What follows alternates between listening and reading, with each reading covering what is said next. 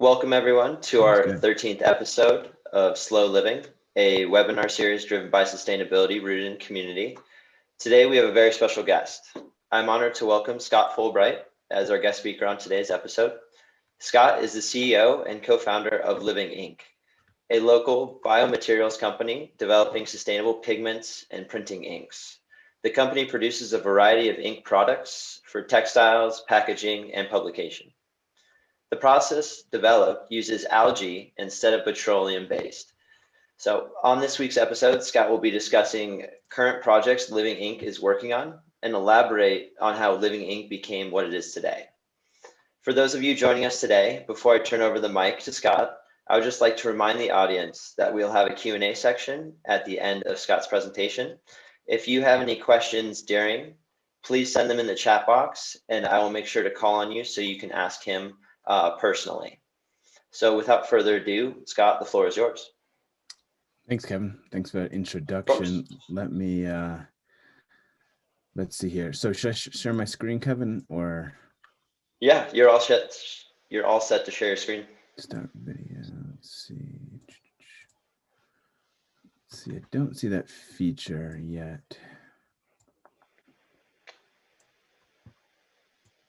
Did you are you letting me share it? Yeah, you have full capability to share it. So it should be down at the bottom bar. Yeah, I've done it quite a bit and I don't see it, which is, let's see. Oh, here we go. Okay, just let's see. Okay, got it. Okay, all right, perfect. Can you see that? Yeah, it looks great. Cool. All right. Sounds good. Yeah. So yeah, I got a quick little presentation, very high level, and we can answer kind of more nuanced questions if anyone's interested at the end. But yeah, Living Inc., Denver-based company, developing the next generation of carbon black products, and I'll get into that. Tell you a little bit about my story in the first few minutes.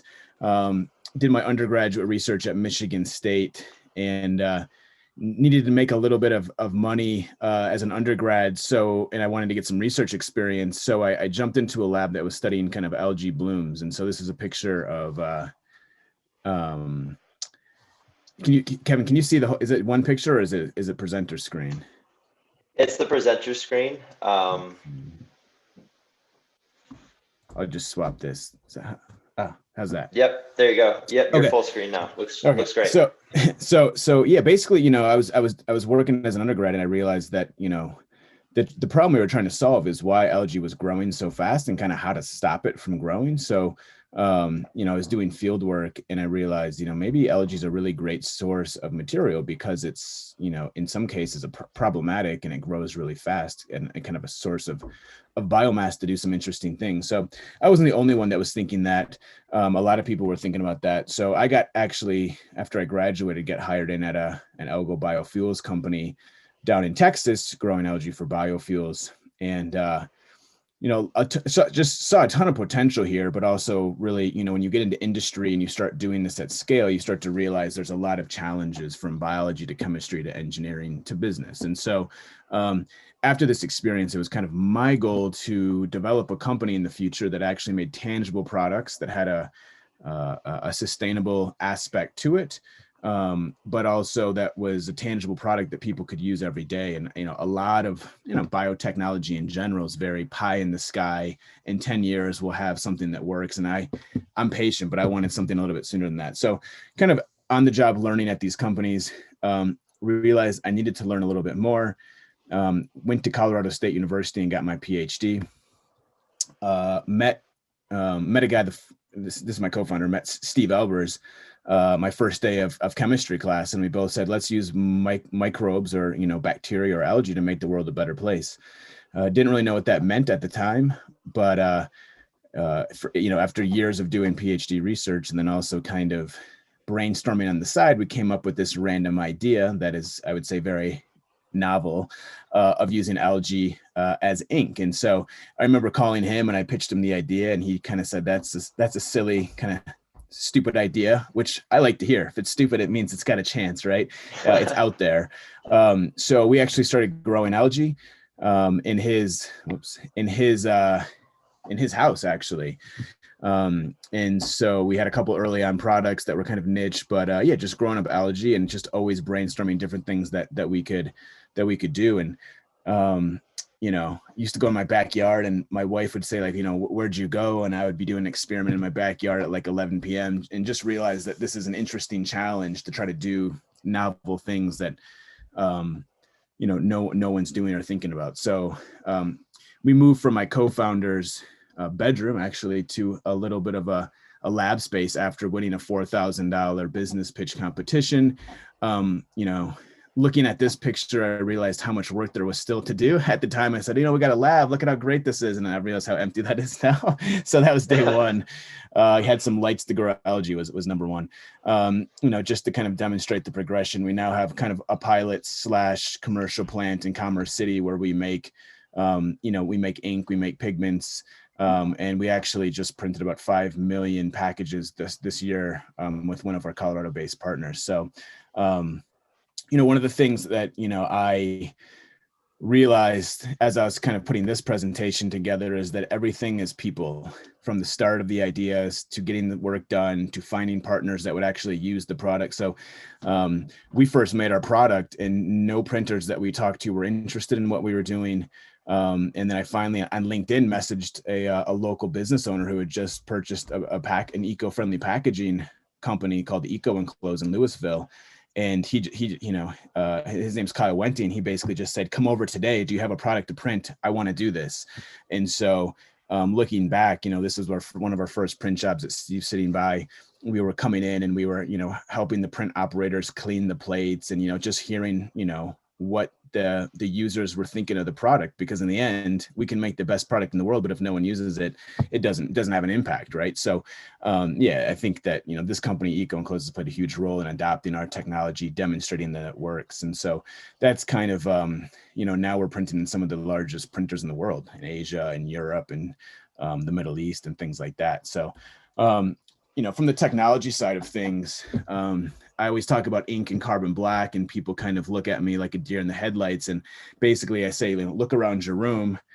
If you find anything that's black, like this phone case, that's carbon black that's in rubber. My computer monitors, that black plastic's carbon black that's in the plastic. I got black pen ink that's got carbon black in it. So carbon black's everywhere. And it's actually made from heavy petroleum. They basically burn oil, collect the particulate matter, and they can put that pigment into everything from tires to inks to plastics. Again, just when you start looking around at the world, you start realizing there's materials that we use on a daily basis that we don't even realize that we use or where it comes from. Now my mind's always at ink and pigments. I always think about where's that, blue pigment from, and where did that molecule start from its life from, and things like that. So the problem with carbon black, obviously made from petroleum, known as a Class 2B carcinogen. Governments are starting to regulate it because of the toxicity. It has a large carbon footprint. And, one of the things in the startup world is, just looking at where there's been a lack of innovation. And this is the same product that we've been using for over 100 years. So there really hasn't been a huge amount of innovation, both from the sustainability side or from the functionality side, although it's a very dialed in technology after all the R&D that has gone into it. I like to show this picture because it's one thing to read about petroleum or mining. It's another to just see a picture or experience it in person, and you just realize that we are take an example like tar sands, which were just completely ripping up the ecosystem to extract a relatively small amount of oil for things like carbon black. So it's super detrimental. And this is one of the things that really drives me to keep going every day, is that, we can't do this. We can't keep using petroleum. So our solution, we basically use sunlight and carbon dioxide to grow algae, turn it into a black powder that can go into all these downstream applications. So one of our first suppliers that we use is a company called Earthrise out of Southern California. This is about 100 acres of algae ponds. These are about 12 inches deep ponds, and with a paddle wheel that moves the algae around.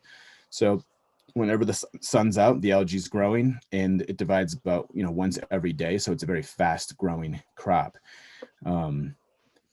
Here's a picture of me touring Earthrise, and again, it comes down to people. You know, it's I made this trip out here, I guess, at the end of 2018, and after talking to people at Earthrise, just started to realize all the opportunities, how to reduce the costs, how to make, and how to basically take their waste or byproduct, turn it into our product, and use our byproduct and put it into their process and actually make an integrated biorefinery, which a lot of people in the bio-based material space has talked about. So yeah, super fun to go there and talk about how to work together.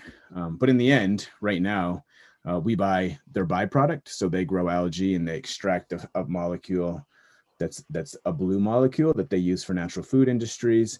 And we basically take their byproduct and convert it into our product. So you'll see a huge sack here of basically processed algae biomass. We turn that into ink that can be printed. And we call it a drop-in replacement, meaning that, printers around the world that use existing printing technologies for decades can use our product. So there's no major change in infrastructure or process.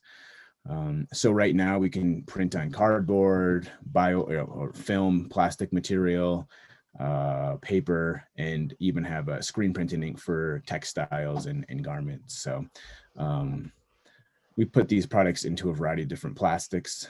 So once we get into that master batch, we can put it into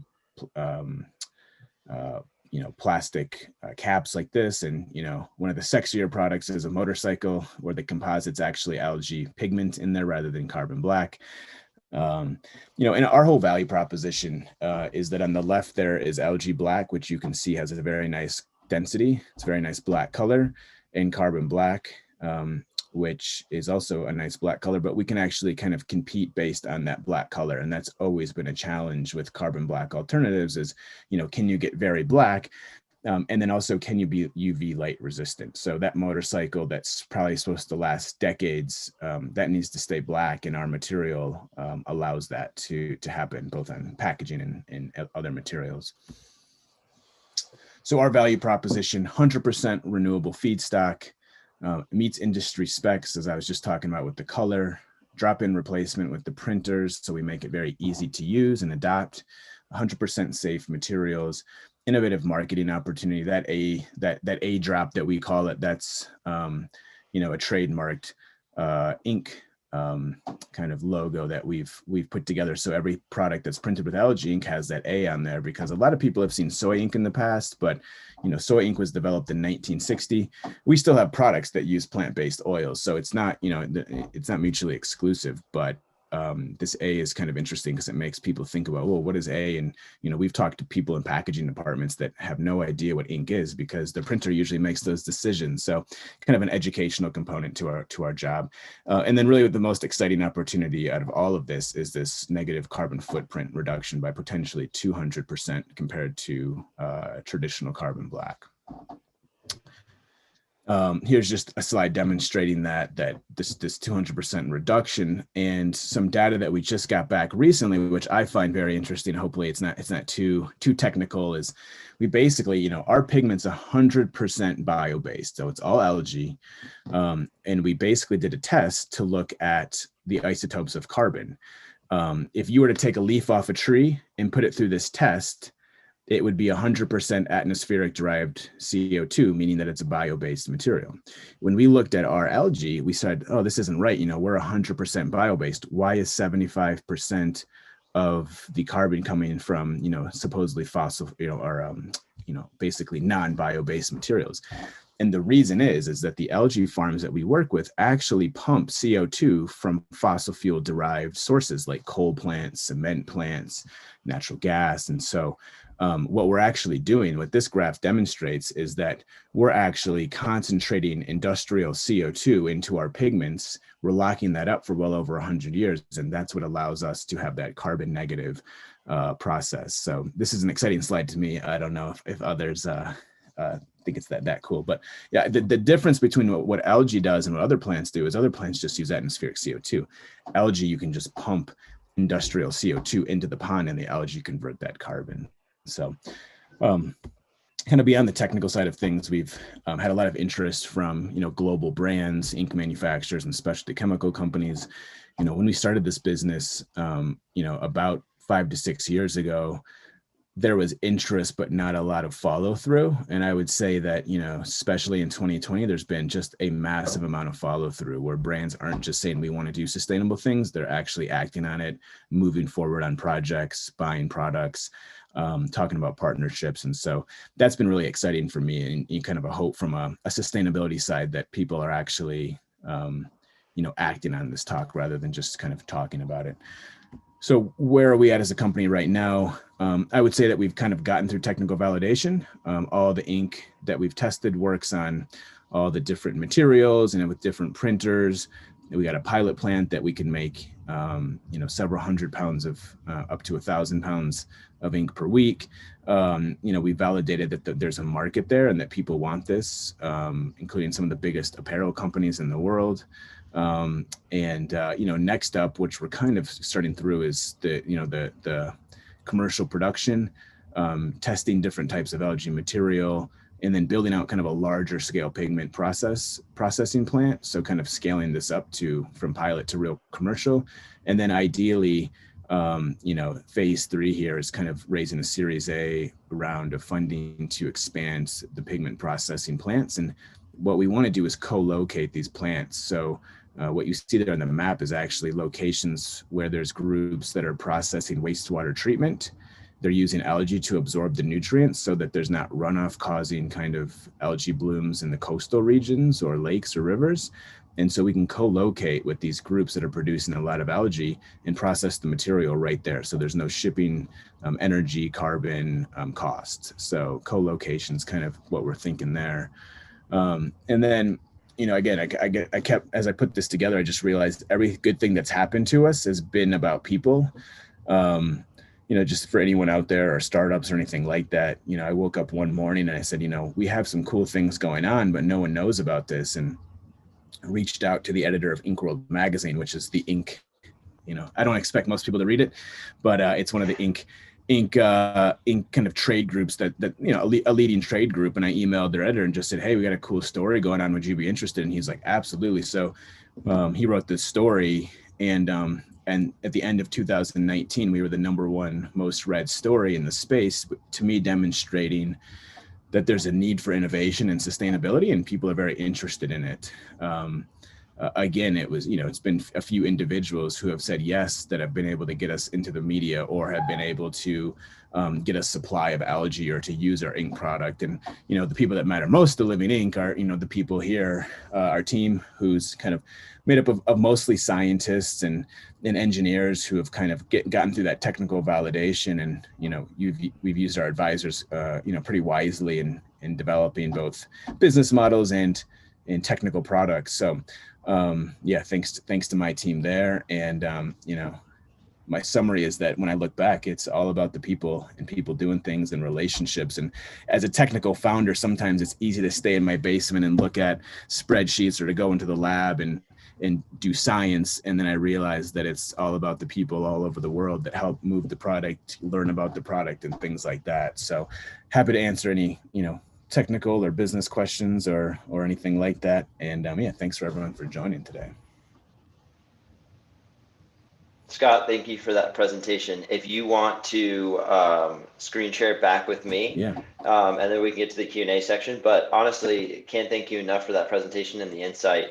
It's pretty incredible because rounding it back, it is all about the people. And even with RYM's personal experience, that's been, why we even got to where we are today and how we're moving forward is finding out what's going on in the industry, finding out those niches and finding out those needs from the community. And that's exactly why we started this webinar, is for locals like yourself that are making such an impact globally, for people to find out a little bit more. So I would like to start off the Q&A section with my first question. I see we have one in here as well.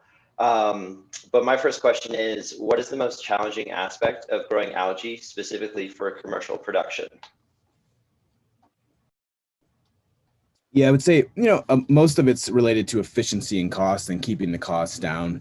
One of the biggest challenges that that I learned about an industry that we probably take for granted from traditional crops is that things like to eat algae and kill algae, it's at the very bottom of the food chain. So um, when we think about potatoes or some other traditional crop, it's been bred, it's been grown for up to 10,000 years in some cases. And algae is a relatively new crop that's being grown.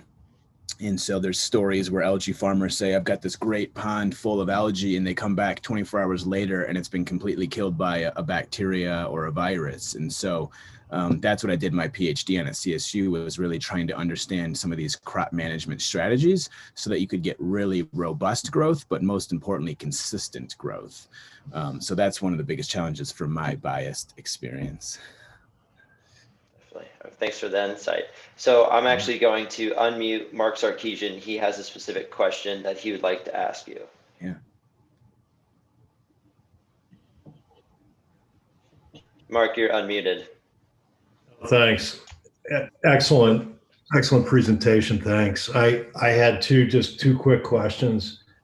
One, one's related to the use actually in mass concrete or concrete in general. Have you guys thought about that, or is it even possible as a color, as a pigment that one might use in structures, or you name it, right? Just imagine it as a pigment in concrete.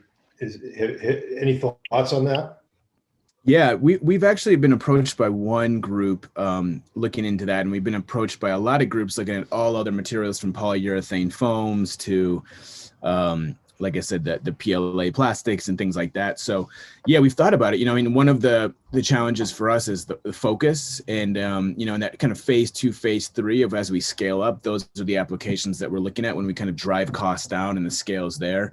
Right now, what's nice about what we do is we add our pigment to essentially a lot of either plant-based oils or water, and we're taking the cost, which is of the pigment, and we're kind of diluting that cost down by these other kind of additives. So ink for us right now is a pretty good space, but yeah, I think technically I think it would work well. I think the challenge would be kind of getting to the cost comparison where people would value that kind of bio-based colorant.